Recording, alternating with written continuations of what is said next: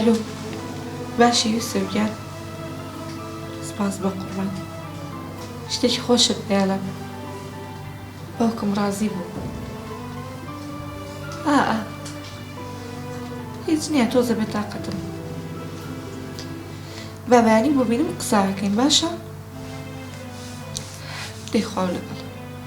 نا هیچ نییە دێ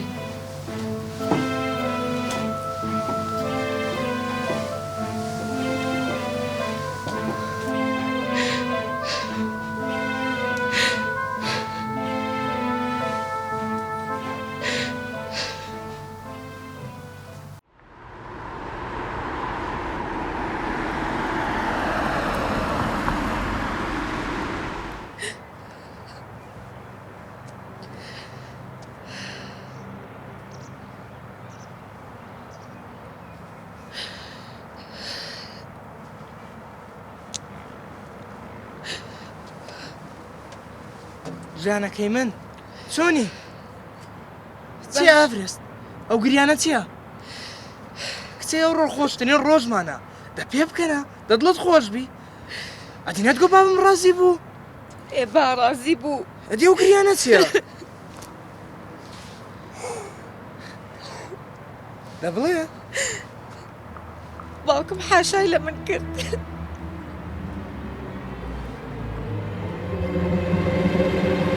ژیانەکەم پێویست بەوەی ناکە ئەمن دەبمە هەموو کەست دەبمە داکت دەبمە بابت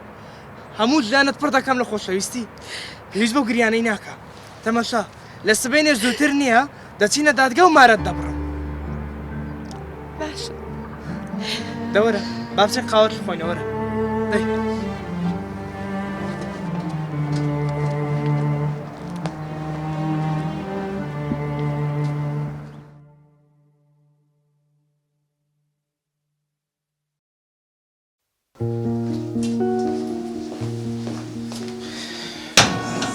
لە براژنە جوانەکەی من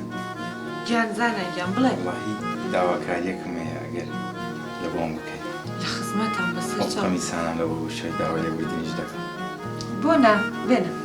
بۆ تە شۆم و دوایە بۆ تێن باشە دەستەکان بێبم بۆ ژوورە باگەرە بێ لە نیوەڕۆ چمان هەیە وڵا بریانی دروستەکەم دەستەکان خۆشی ماندی نەبی قوربانی بژی ئافرێت تا بێت دە ساڵ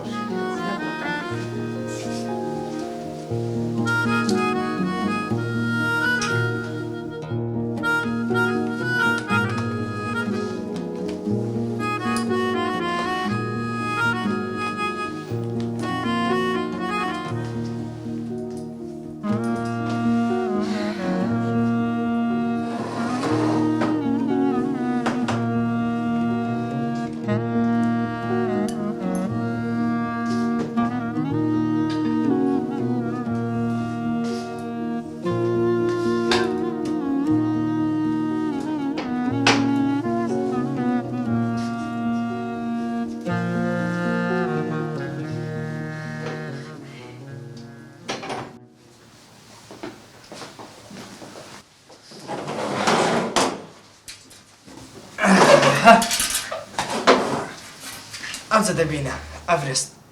نیوەی کرێیەکەم دێڵە یوسف شتێکە پێڵم پێ ناخۆش نەبێت بڵێ باشە تۆ چۆنە بێ و پارەی لەگەڵ منابشکەی خۆ دەزانێ و دوکانی باوکمە کردوێتی بەنای منەوە ئەڤرست بە خۆت نازانی ئەم پێشتریشم دەکرد بەزەوە ماوە ئیژ لەمایە و یعنی قابلە بێ پارە بسۆڕێمەوە پارە دوای هەندە لۆچیە ئەمن دەچمە دەرێ برادەرەکە گەڕانەکە سوڕانەکە پێویستم بە پارەی دەبی باشە تۆ بووە گەڕی بە دوای ئیشاتە بڵێ ئیش نەماوە نەما نا من دەزانم سەرم سپی و لەو بەزمەی نییە هەفتەی 5 ڕۆژ لەگەڕم لە دویشە خۆ ئەوە ناکرێ تو دە پارەکەم دێ دوای پێبین دوای دەیبینمەوە ئینشاءڵڵا بەزەوتە بیدەمن